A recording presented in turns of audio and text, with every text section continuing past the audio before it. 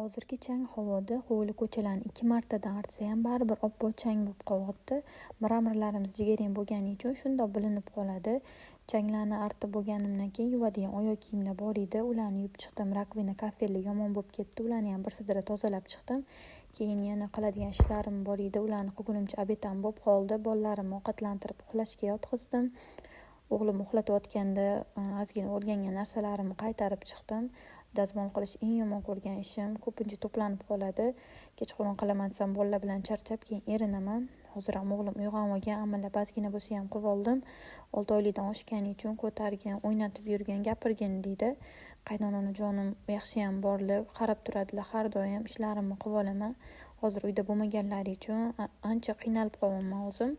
Kechqurunga lag'mon qildim. Maryam qizim xamirli ovqat qilayotganimda albatta oldimda turadi, chunki xamir o'ynashni Rossiya ham yaxshi ko'radi. Ovqatim pishgandan keyin birgalikda yeb oldik, oshxonalarni yig'ishtirib chiqdim. Bolalarimni yuvintirib uxlatdim, o'zim qolgan mayda ishlarimni qilib olaman.